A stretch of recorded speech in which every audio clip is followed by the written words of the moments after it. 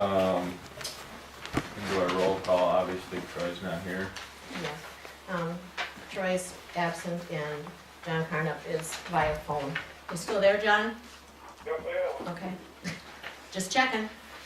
Okay.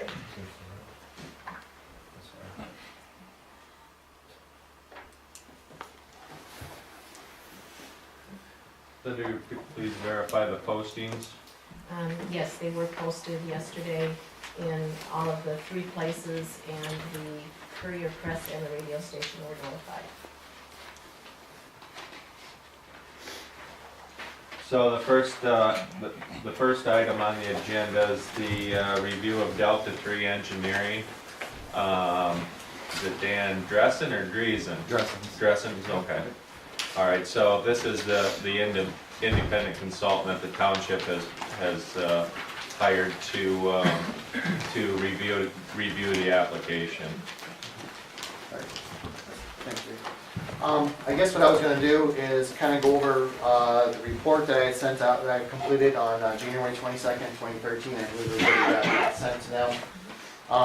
Since then, Patterson Sand Company has kind of did a supplemental to their initial application addressing my recommendations in that letter. I had 35 recommendations in that letter. In my opinion, most of those were, most of them, if not all of them, were satisfied. And then I have a kind of a response letter that I'll hand out, basically saying why a couple of the items that maybe they weren't in complete, they didn't follow my complete recommendation, but they're still acceptable. And then I give a breakdown of why those are acceptable. So I'm going to hand that out right now as well, so the board has that. There's one for number 2.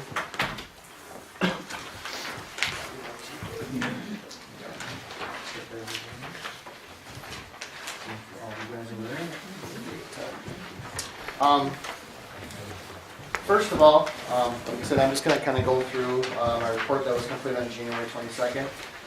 What the town of Bridgeport had me do was review the reclamation plan that was submitted by Patterson Sand Company for their Bridgeport mine project. For 2 reasons. One, to see if it followed the township's ordinance, which basically follows NR 135, the Wisconsin Administrative Code. And then the second thing they had me look at is to see how it compared to the town's comprehensive plan that was completed a couple years ago. Part 1 of my report, basically I went down line by line through the ordinance, which basically mirrors the NR 135, the Wisconsin Administrative Code, which is the DNR's code. And it went down step by step, starting with the general standards, surface water and wetland protection, and I'm not going to necessarily go through all these unless there's a question from the board or commission. We looked at addressed groundwater protection, topsoil management, final grading and slopes, topsoil redistribution for reclamation, revegetation, and site stabilization, assessing completion of successful reclamation, intermittent mining, maintenance, and then it talks about the actual reclamation plan itself, what information is supposed to be on it. And it's basically based upon the previous items I just discussed, to make sure that that stuff is easily obtainable from that document. And that pretty, those are the items that I looked at. After reviewing the reclamation plan and comparing it to NR 135 in the ordinance, as I mentioned, I came up with 35 recommendations of items that I thought that either need to be clarified and or tweaked. And basically, what I'll do is I'll kind of go down through them. And as I go through them, what I'm going to do is I'm going to compare it with Patterson's response that was dated February 15th. That way I'm not jumping back and forth. I can just go one to the other. So the first item was under general standards. I requested that the spill prevention plan that they had mentioned in the reclamation plan be provided to the town for their records, which was pretty straightforward. And Patterson Sand Company has said that yes, they will do that once the plan is completed. And They basically also gives the town an opportunity to review that to make sure it's in a form that's acceptable to them. So I see no problems with my, with recommendation number 1. The Wisconsin DOT driveway permit, once obtained, shall be provided to the town. Actually, since the reclamation plan had been submitted, they had obtained that from Wisconsin DOT, and that has been submitted to the town. I made a note that any additional Wisconsin DOT driveway permits that are needed onto the highway shall be applied for prior to the use of any other driveways that are than those that have been previously permitted. And that copy of that permit shall be provided to the town, and they agreed to that as well. And at this time, they're just planning on using the single driveway that's been permitted, and if, like I say, if they decide to go with something different, they will change that and get that particular permit. It was noted that that a particular matte emissions permit applied for the Wisconsin DNR, once obtained, shall be provided to the town along with the PSC's fugitive dust control plan. If Wisconsin DNR determines that a permit is not required, then that correspondence shall be provided to the town.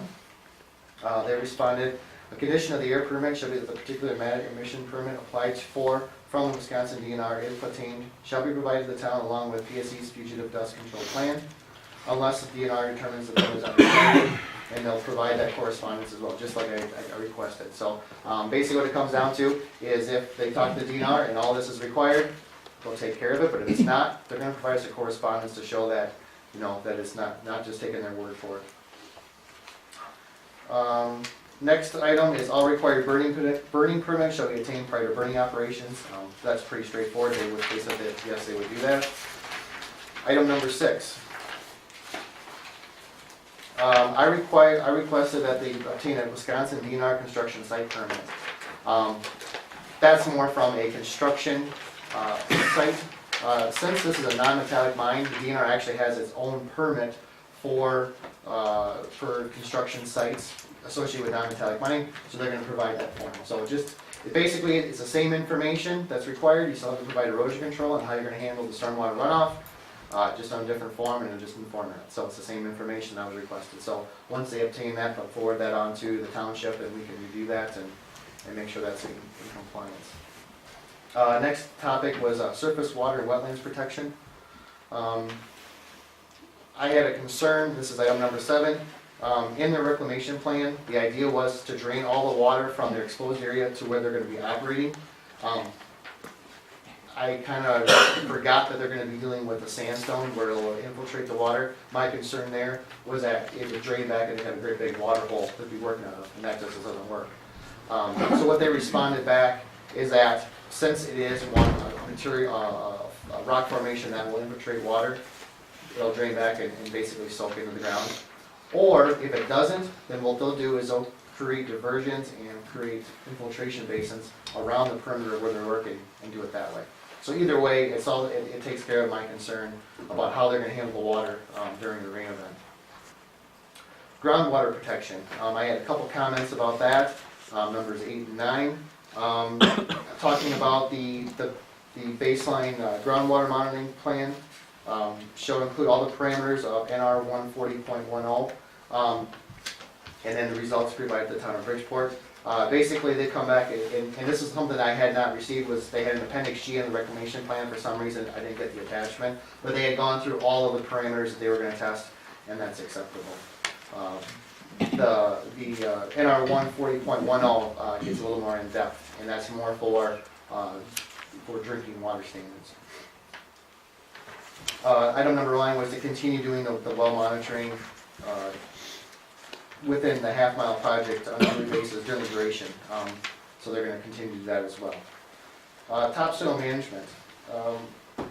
I had asked that we just have something to show that they have enough topsoil to restore it. And this was more for that, so that the property owners understood that there was going to be topsoil placed down, or that if there's only 4 to 5 inches of topsoil out there now, they're only going to get 4 to 5 inches back.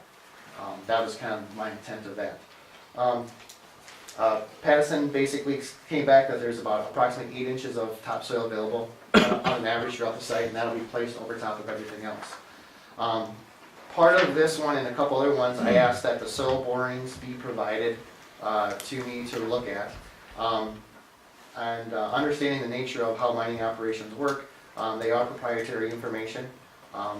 They will show them to me if we really think we need to do that, to basically confirm that there is 8 inches of black dirt and there's 4, 5, 6 feet of clay and there's limestone and then sand. Personally, I don't think we need to do that because I'm familiar with how the geology is around this area and that it varies. We could have 100 acres and take 100 soil borings and you're going to come with 100 different answers and it's going to vary a lot. And we know that in this area there isn't a lot of topsoil. We're talking probably 4 to 12 inches max. The clay overburden, that's going to vary anywhere from 0 to 20 or 30 feet depending on where you're at on top of a bluff. And then the limestone is going to vary as well down to the sand. And that's mainly what I was concerned about is the amount of topsoil and the amount of clay overburden, so that when the reclamation process actually occurs, that we're not just putting 4 or 5 inches of topsoil over top of rock. And they're proposing to put down 4 feet of clay overburden back on top, which is going to, in some cases, be less than what's existing, but in some cases, it's probably going to be more than what's existing. So I think that's acceptable. Continuing under topsoil management, item number 11, I'd ask that the temporary stock, a note be put in that the temporary stockpiles of topsoil and any overburden material, clay, etc., should not be placed in areas that are conducive to erosion unless surface water is properly diverted around them. They responded that yes, they will do that, and then that if it happens to be on a side slope, just build a berm around it to divert the water around. I made a comment that all temporary stockpiles should be seeded and mulched within 14 days after final grading. And I know there's no exceptions to this. Well, there are exceptions to this, and that was my fault for putting that in there, is that there are certain times a year where it just doesn't pay to seed something. All it's going to do, for example, if you look at it in November and they're still doing work and they seed it and they put the mulch on it and we get a rain in November, December, it's just going to wash away and not work. They've said that they will come back and they will stabilize it. And there are other ways to stabilize the stockpile. There are other ways to stabilize the stockpile of dirt. You could put in, you could mulch it and crimp it. You can put in some polyacrylamide, which is the DNR calls it a soil glue to kind of hold things together. So they have options, and as part of their notice of intent for non-metallic mining operations, they'll have to identify what those options are going to be. So that's acceptable as well.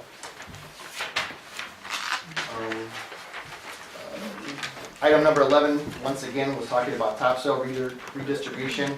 I've already addressed that, and they have as well. I wanted to just make sure there's enough, what they estimated it was going to be for depth of topsoil. They said about 8 inches across the site when they're all said and done. Item 14, which is under revegetation and soil stabilization. I talked about that the soil should be tested for pH and other residue chemicals to determine the proper allocation rates of fertilizer or lime.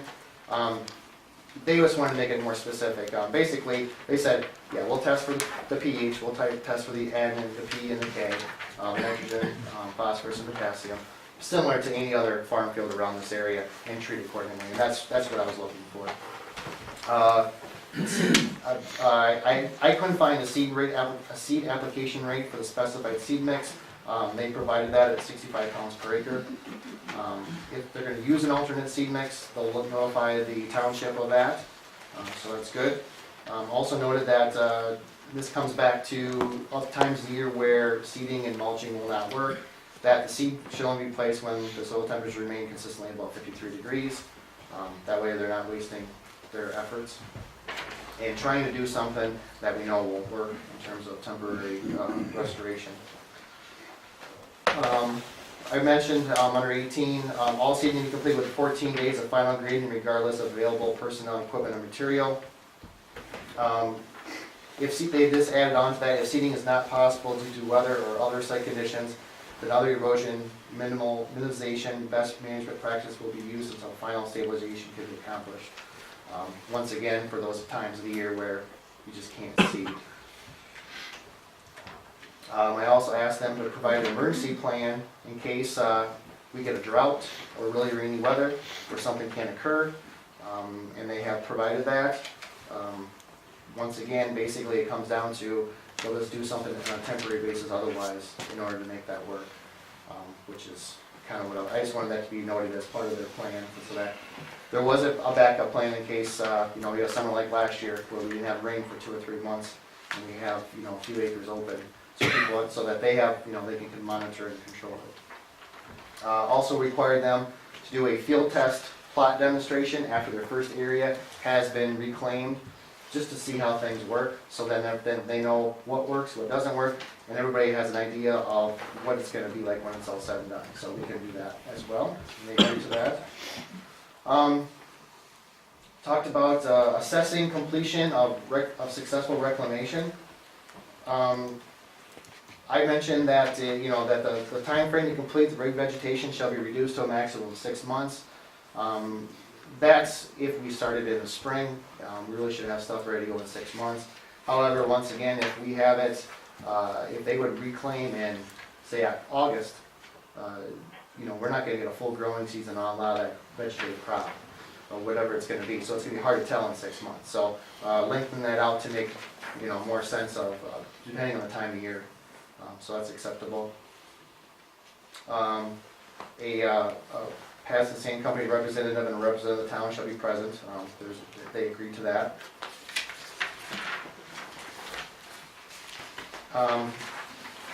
When the inspection occurs, I mentioned that the corrective measures, must be completed within 14 calendar days. They came back that's fine, as long as it's possible, weather permitting. If it's rainy, if it's dry, if it's wintertime, obviously it doesn't make a whole lot of sense. And so they'll use other best management practices to minimize while we're waiting for a time frame to be able to complete all of that. So that's acceptable as well.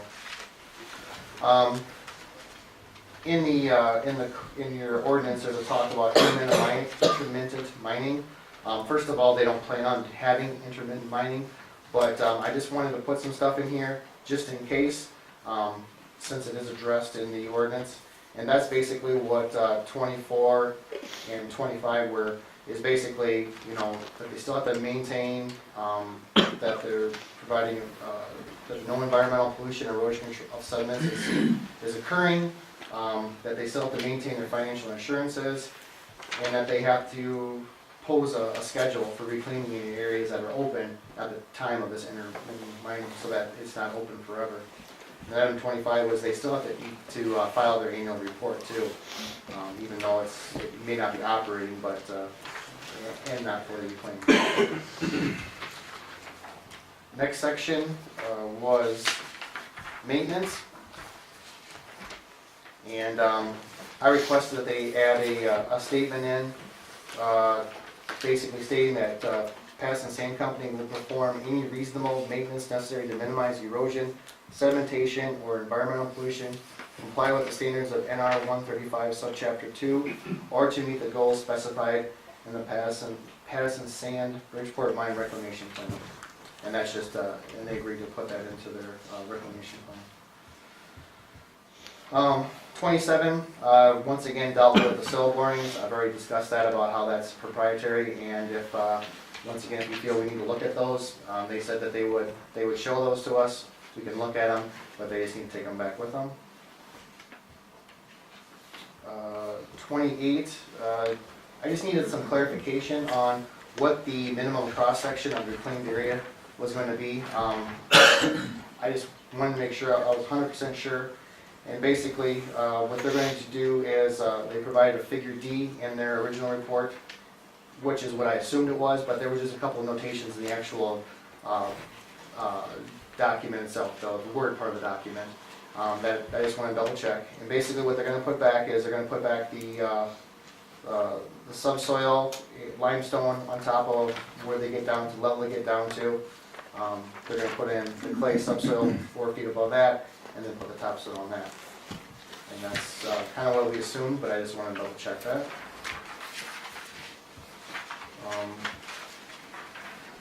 Items 29 through 32 basically are just about the reclamation plan itself. The ordinance requires that there's a map indicating the final location of roads to remain shall be provided. They have they have an idea where some of their main roads are gonna be at, they show that on their reclamation plan. But internal roads, they mentioned they're planning to get those for the property owners. If that's the case, all I requested is that they give a map to the town board, showing where those are gonna be at, when it's all said and done, and they agreed to do that. Item 30, the township needs to verify the cost to reclaim 40 acres. They provided a cost estimate based upon previous projects, and that's just something that the town board will need to do sometime here, is just talk to a local contractor and get some numbers for that, just to make sure obviously, we're taking 40 acres down to a few acres, there's a scale issue there. Sometimes things cost a little bit more because it's a smaller project. They may have a working relationship with the contractor, so things may, may get a better deal. I just want to make sure that the town is covered. And then number 31 is the town needs to make sure that you look at that about every 5 years, just to make sure that it's up to date and there hasn't been any major price increases. Item 32 was some additions and modifications to the erosion control plan, which have been completed. I asked that the plan be modified to reflect the current proposed limits. The original plan included an extra property that wasn't going to be in the final plan, and so I just had them include it, or just remodify those drawings. I asked, one of the concern I had was bottoms of the diversion berms. That's one of the big things with this, is diverting the water away from the project, diverting water away from erodible materials, diverting them to infiltration basins. And so my concern was how you can keep the bottom of those from eroding away, because there's going to be some steep slopes from time to time.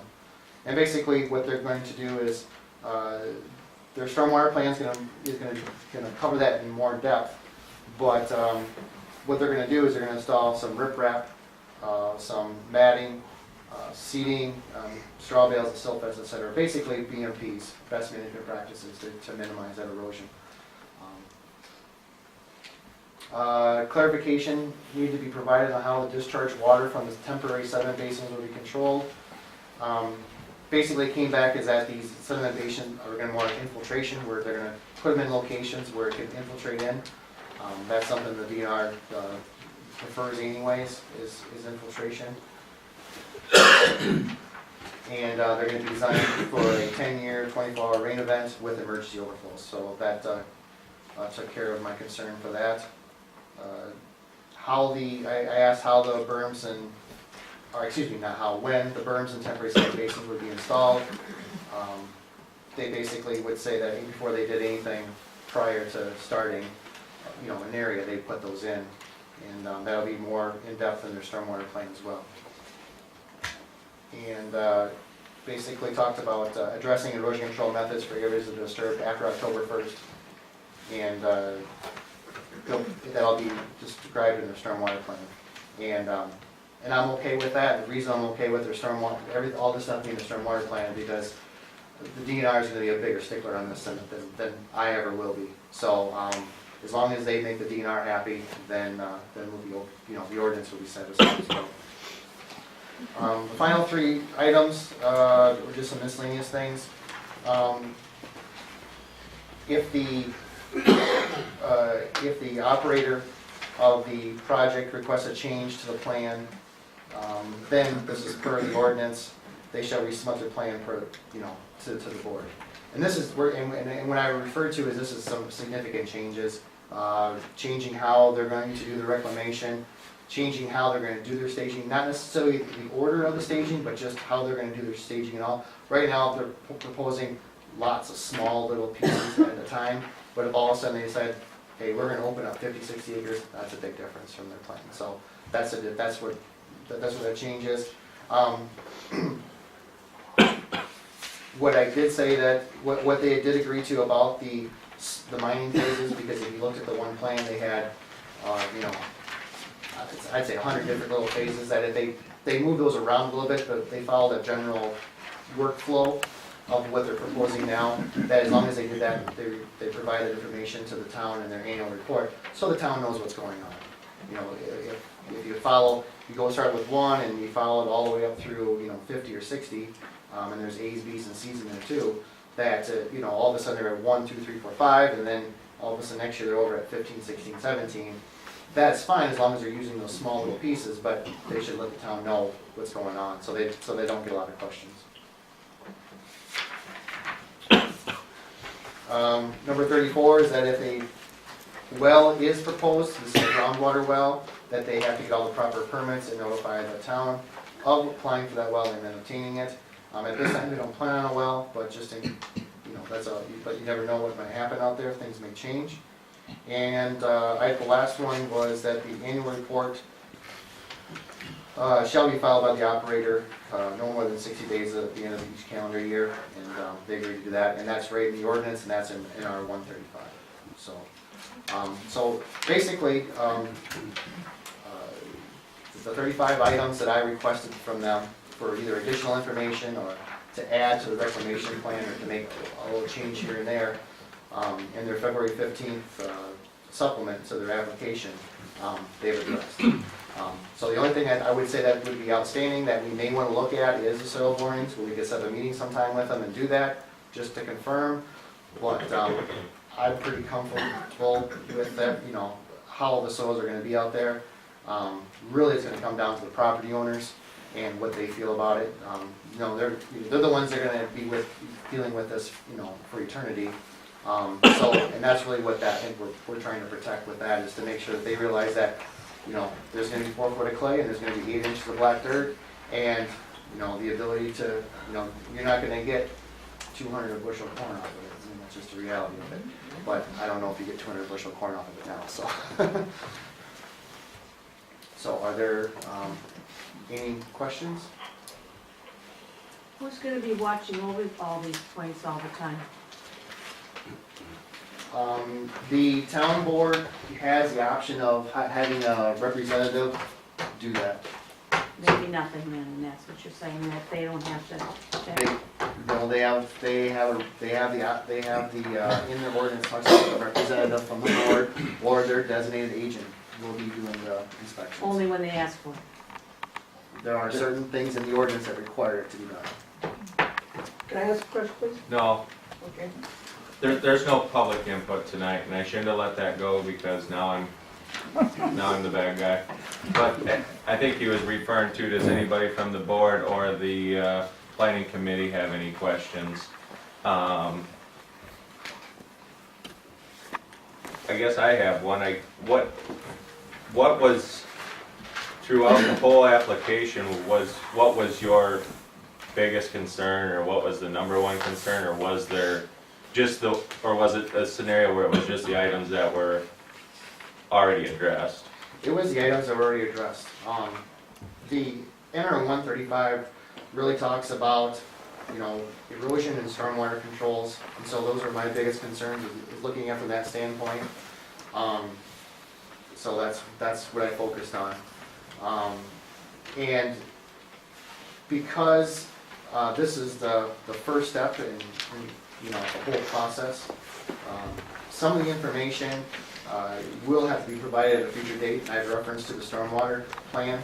But obviously, I understand how business works, and you're going to get one approval first, and then, so I would recommend that if this reclamation plan is approved, that it's approved contingent upon getting some of the information that they're going to provide to you in the future. For example, the stormwater plan, a couple of the additional permits, some of the correspondence from the DNR, things like that. And I think between Todd and I, we can kind of probably figure out exactly which ones those all are. But there's probably 4 or 5 items that we're basically saying, yes, you're okay, because we know you have to provide this information in the future, and that is also an approval too. So, so it's not like we're saying, well, geez, as long as you provide this plan, and nobody will ever look at it. We know it will be looked at, and that's why it's feel confident giving that kind of a contingency. What are what's meant by financial assurance to cover the remaining portion that haven't been affected, what It's under is number 24. 24C. But what is that financial assurance? According, and that's right in your ordinance. And I believe, let's see here. I'm just gonna go from memory. You can do a revocable line of credit. There could be a bond. I think those are the two biggest ones.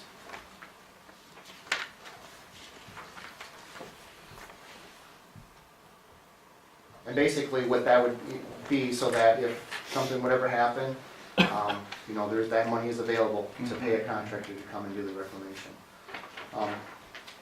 Yeah, I think that was the two main ones, and then maybe, and obviously there's cash, but that's, you know, I don't know of many companies that are actually just gonna put cash up for something like that. Usually it's a bond.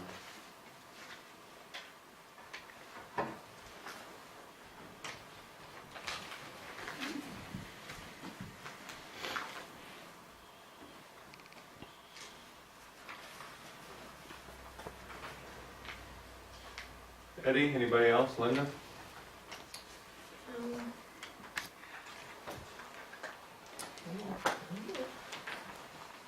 There's a writing thing for it here.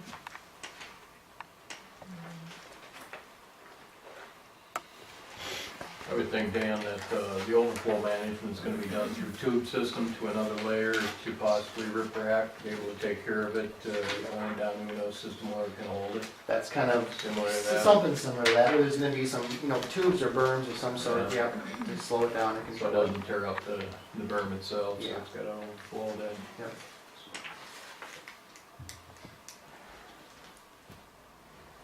Which that's in the stormwater, that would be in the stormwater plan, right? Yep, Correct? exactly.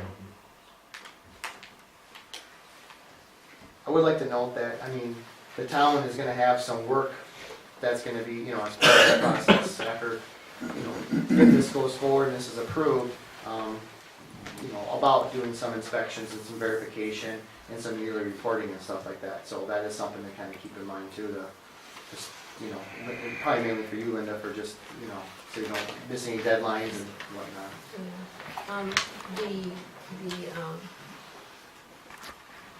The reviewing of it, is that something that normally someone from the town does, or do they normally hire someone else to come in and review It seems the that, sites, or? yeah, Grant County through Southwest Regional Planning, they actually have someone that has a position to do all that, and they take care of a lot of the ones in Grant County. I don't know if Crawford County has anything like that.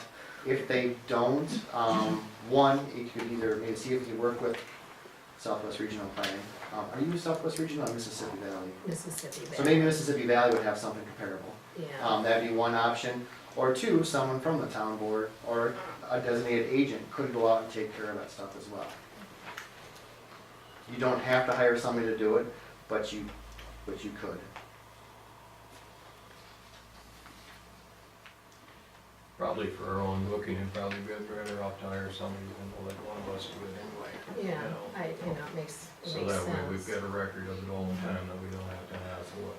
So nobody has the records will come back and they'll be able to be seen by anybody, so.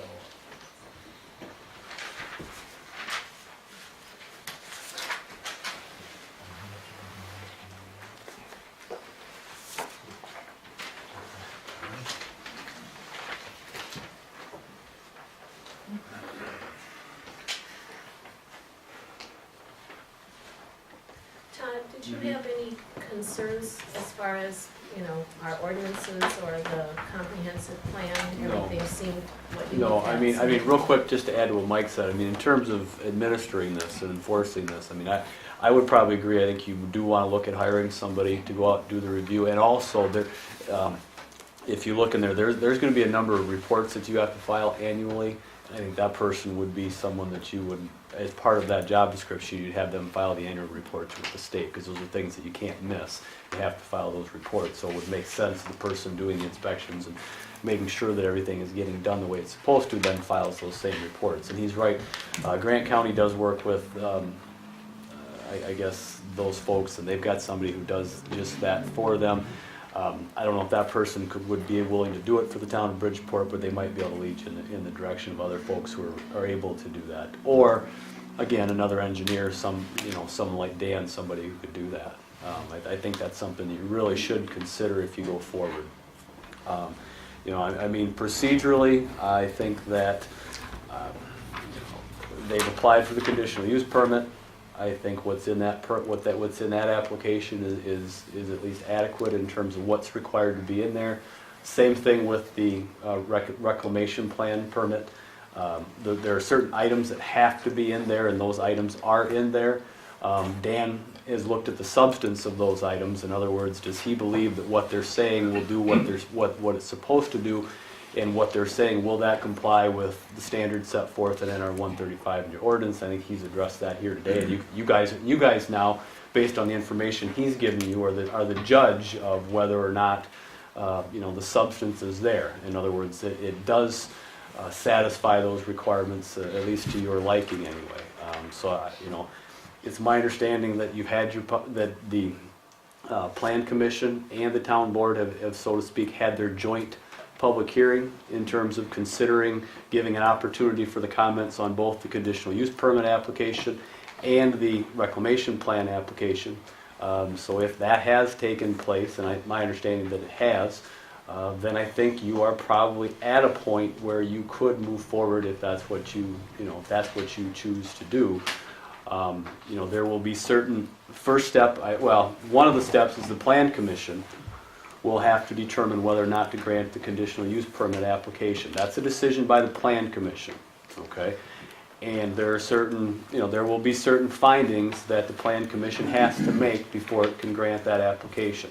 What I'll do is I'll probably send an email to Linda. They're in the ordinance. You can see them in the ordinance, exactly what you have to find before you can grant a CUP. I'll probably just spell that out for Linda in an email so that she's got that for the Plan Commission members, so they know exactly, okay, if we're going to approve this, this is what we have to find. And so I'll lay that out for you on that end.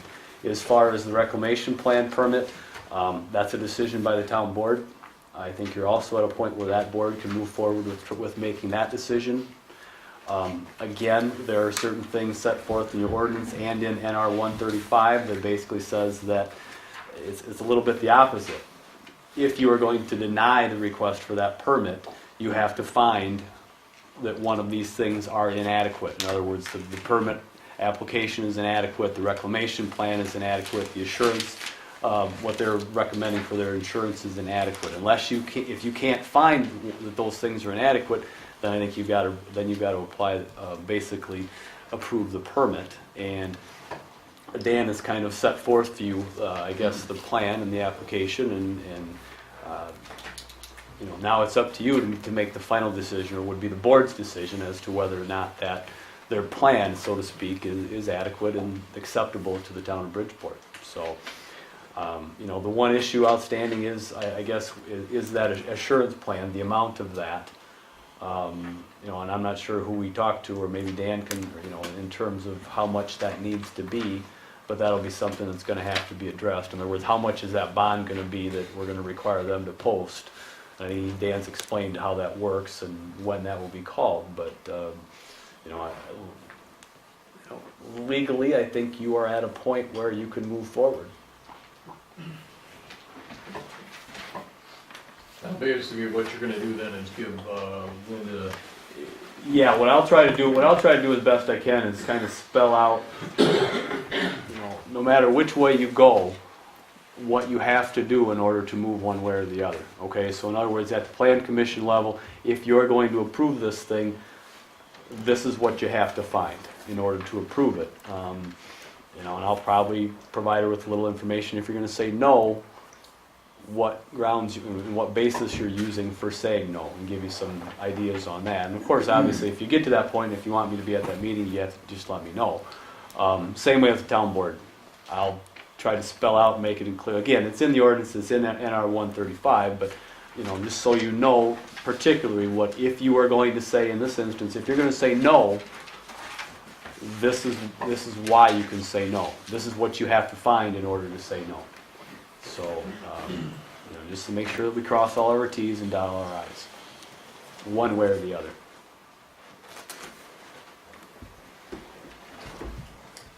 So until the zoning committee gets that, they cannot make a decision on that until they get the findings from you that you're Well, gonna give them for it, right? You can, but I mean, I think it'd be a good idea for you to have that. Now, it's not gonna take me very long for me to get you that information.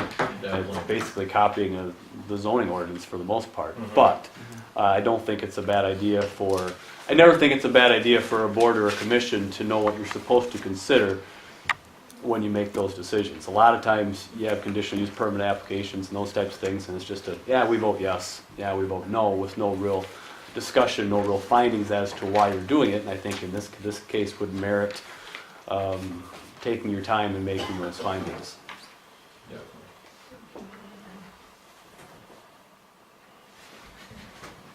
Definitely.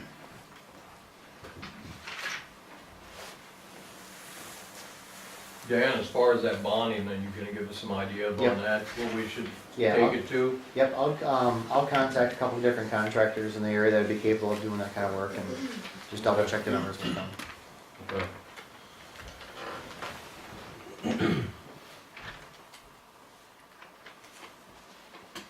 So Todd, as long as they comply with all the parameters, the township is obligated to approve their permit. Well, basically what NR 135 says is that you basically have to approve unless you can find one of the reasons set forth in a different section to deny, okay?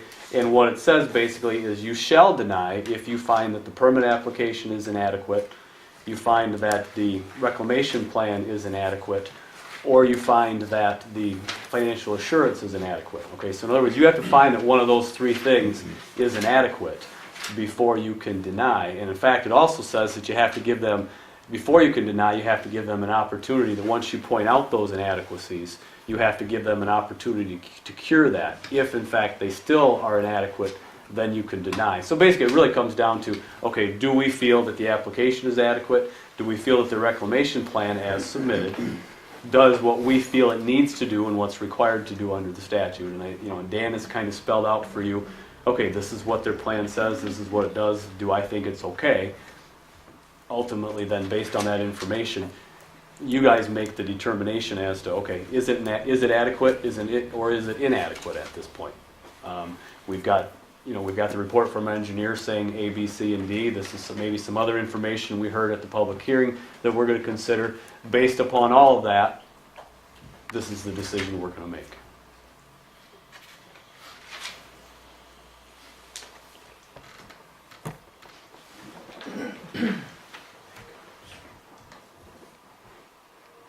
I got a question for Dan. Dan, do you feel that they met all the requirements? Are you comfortable with it? With regards to the reclamation plan, based upon their letter dated February 15th, which was a supplemental material to the reclamation plan, I do feel that they've met all of the requirements. The only thing left we have to do is just the financial assurance, and to make sure that the price cost estimate that they provided is adequate to cover the town in case of a default on the property.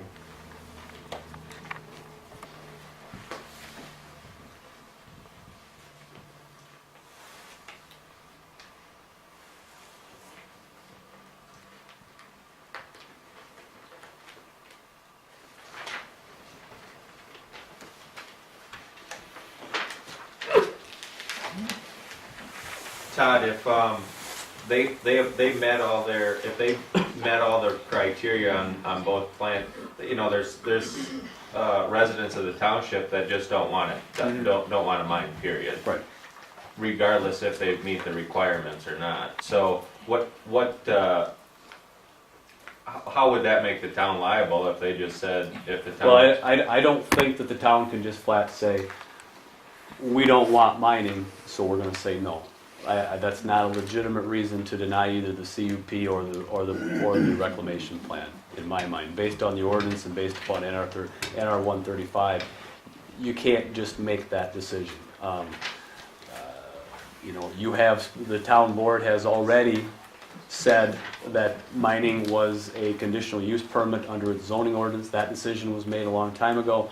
You identified it as a conditional use so that you could put conditions upon that, and they would have to do certain things. They couldn't just go out and do it, but they'd have to provide you with certain information before that conditional use permit was granted.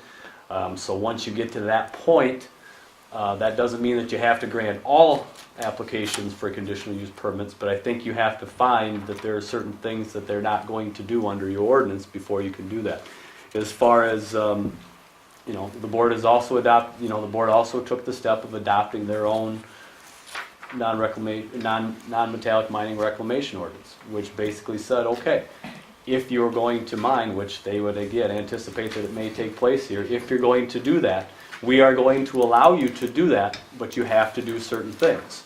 And if you spell out in an ordinance that this is what you have to do, and they come in and they say, okay, we're going to do these things, I don't think you can just simply say, nah, you know what, we've had a change of heart, we don't like mining, and we're just going to say no because it's mining. If you're going to say no, it would have to be tied to something contained in NR 135 or your ordinance. In other words, they're not going to do this. We feel that based upon what they've submitted, what their plan says, they are going to cause a problem in one of these areas, and this is why.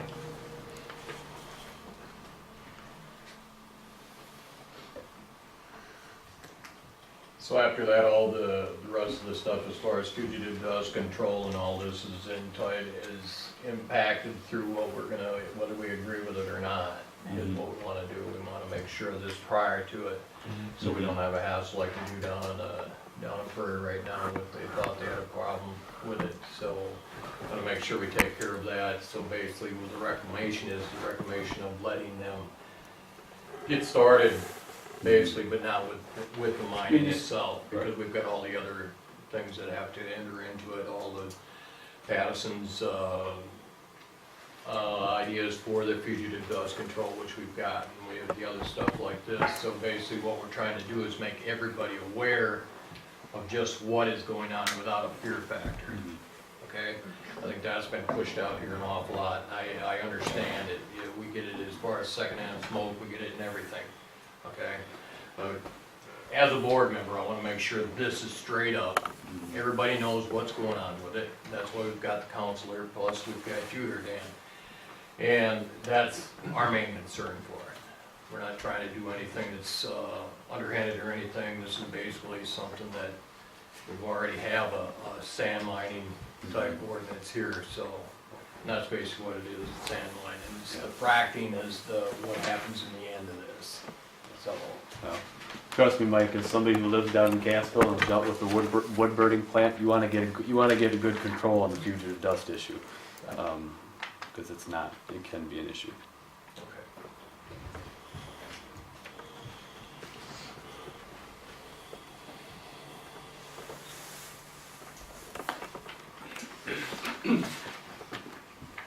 So now reporting, nothing has to start until, nothing's actually happened there because they don't even have, the okay.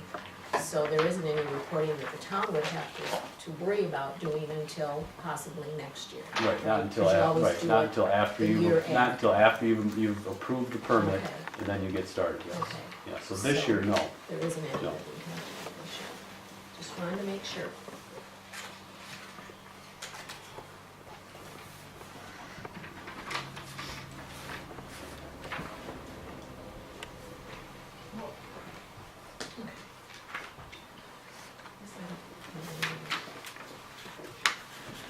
Questions until we get the further information.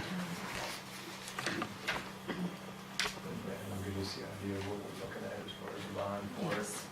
Take care of it that way. Eddie, any questions or concerns? Flo? Covers it pretty good. John?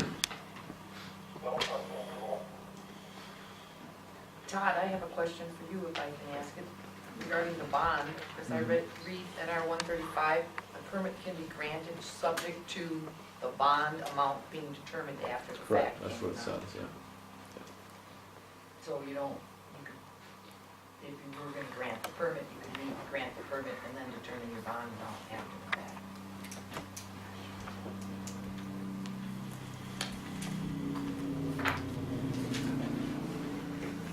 I'd still like to know it, Dan, prior to that anyway. Yeah. I'd still like to know that. I think a lot of what you do.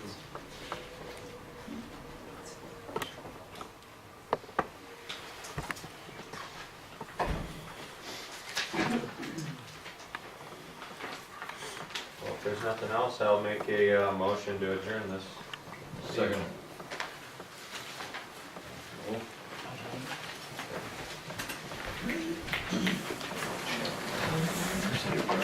Say aye. Aye.